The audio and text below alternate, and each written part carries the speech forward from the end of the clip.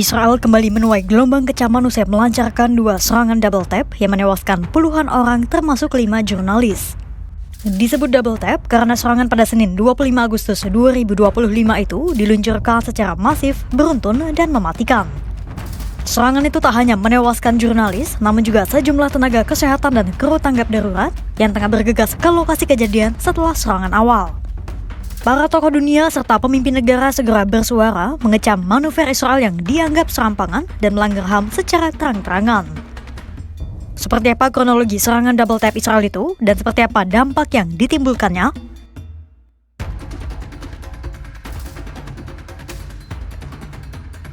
Sekitar pukul 10 pagi waktu setempat, Israel melancarkan serangan pertama ke arah Rumah Sakit Nasser di Khan Yunis pada Senin 25 Agustus 2025. Serangan itu menghantam balkon lantai 4 kompleks Rumah Sakit Nasser yang digunakan jurnalis untuk meliput penampakan Khan Yunis dari ketinggian. Seorang tenaga medis asal Inggris yang bekerja di rumah sakit itu menyebut serangan menyebabkan kekacauan dan kepanikan massal. Saat serangan pertama menghantam balkon rumah sakit, orang-orang dan para jurnalis sudah bersiap untuk berlari mencari perlindungan. Namun hanya selang beberapa menit, serangan kedua kembali menghantam rumah sakit saat para jurnalis dan petugas kesehatan berusaha keluar dari gedung. Sejumlah rekaman video menunjukkan saat-saat terakhir para jurnalis itu ketika mereka berusaha menaiki tangga melewati tembok yang rusak dan diikuti ledakan serta kepulan asap tebal. Dalam hitungan detik, jurnalis dan para tenaga medis itu segera meregang nyawa. Serangan kedua itu juga menewaskan jurnalis, tenaga kesehatan, dan kru tanggap darurat yang bergegas ke lokasi kejadian setelah serangan awal. Total 20 orang tewas dalam insiden tragis itu, termasuk 5 jurnalis. Serangan ini menjadi salah satu insiden terburuk yang paling mematikan terhadap jurnalis di Gaza. Selain itu, Israel seringkali menargetkan jurnalis dalam setiap serangan mereka dan terus menuding awak media sebagai bagian dari Hamas. BBC bahkan melaporkan media sayap kanan Israel kerap kali menggambarkan jurnalis di Gaza sebagai teroris. Insiden di Rumah Sakit Nasser terjadi 2 pekan setelah serangan mematikan Israel terhadap tenda jurnalis di Khan Yunis yang menewaskan 6 awak media. Lantas, siapa saja jurnalis yang tewas dalam insiden di Rumah Sakit Nasser?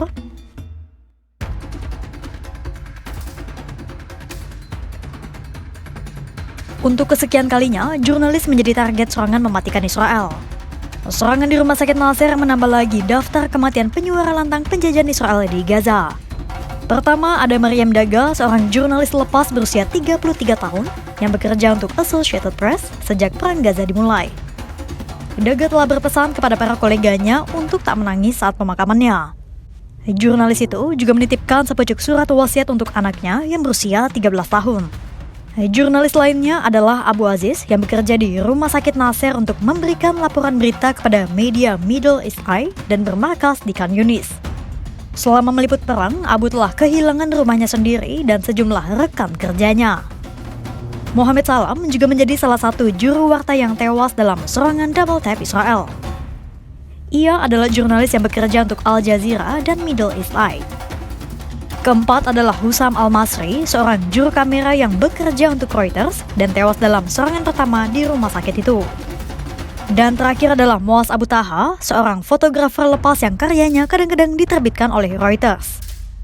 Dengan kematian 5 jurnalis itu, total sudah ada 189 jurnalis Palestina yang tewas selama perang di Gaza berlangsung sejak 7 Oktober 2023. Beberapa jurnalis dilaporkan meregang nyawa karena tembakan dan serangan udara Israel. Lantas, seperti apa tanggapan Israel usai insiden paling mematikan itu menewaskan para jurnalis Palestina?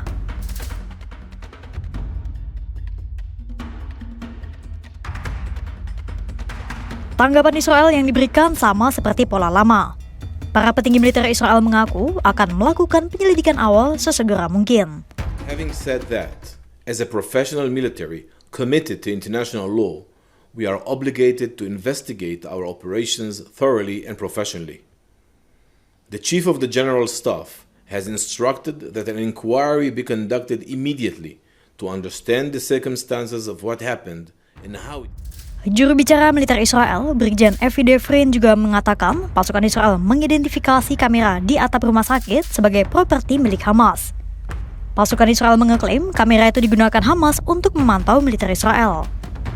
Tentara Tel Aviv pun segera menerima izin untuk menyerang kamera itu dengan drone. Selain serangan drone, pasukan Israel juga menembakkan 2 peluru tank. Yang pertama ke arah kamera dan yang kedua ke pasukan penyelamat. Earlier today, IDF troops carried out a strike in the area of Nasser Hospital in Khan Yunis.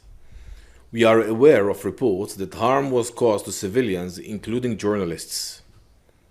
I would like to be clear from the start. The IDF does not intentionally target civilians.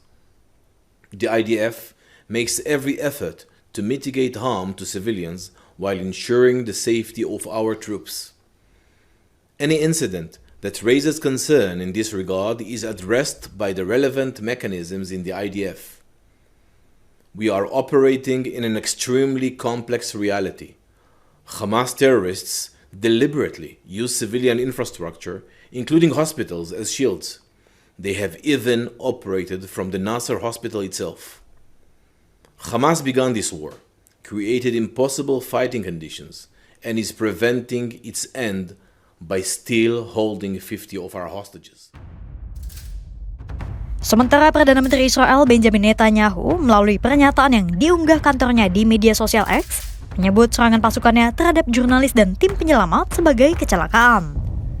Ia juga tak secara eksplisit mengakui bahwa Israel telah menyerang para jurnalis. Netanyahu secara diplomatis hanya menyebut bahwa pihak militer tengah melakukan penyelidikan dan mengaku menghargai pekerjaan jurnalis serta tim medis. Tak ada kata maaf keluar dari Perdana Menteri Israel itu.